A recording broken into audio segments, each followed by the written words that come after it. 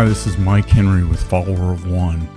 In today's message, we're going to talk a little bit about why we follow Jesus and how we explain about our faith following Jesus, and we're going to do it from John chapter 9.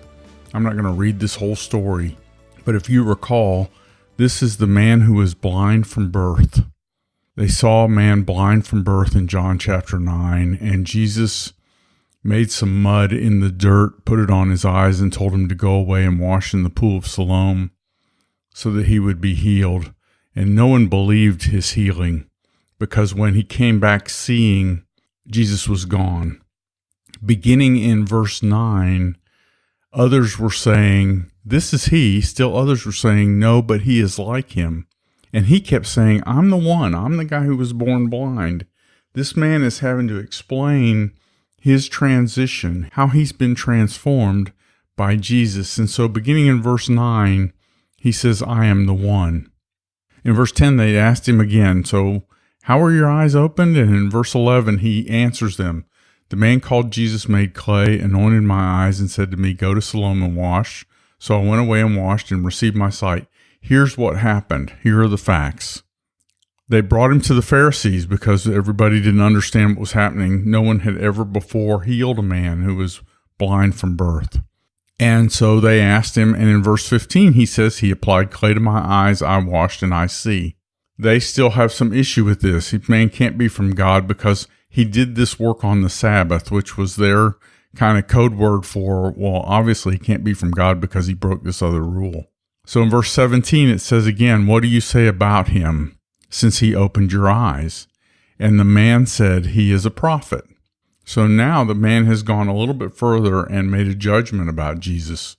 These Jews, kind of hilariously, in the next several verses, even bring his parents in to get them to testify about what's going on here. And they kind of stand off from the Pharisees. They back out of the deal and they say, "He's an adult. He can speak for himself. You ask him," because they didn't want to be put out of the synagogue. So they ask him again in verse 24. So a second time they called the man who had been blind and said to him, "Give glory to God. We know that this man is a sinner." And he answers, "Whether he is a sinner, I do not know. One thing I do know, that though I was blind, now I see." This man knows the facts. He knows his life has been changed. And he's clearly stating these facts. Jesus changed my life. This is the kind of explanation that we tend to give if we're just interacting with our coworkers in the workplace and people see us do things that can't be explained.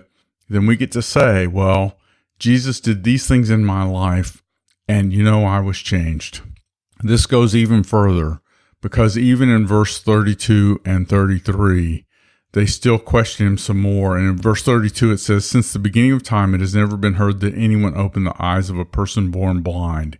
If this man were not from God, he could do nothing."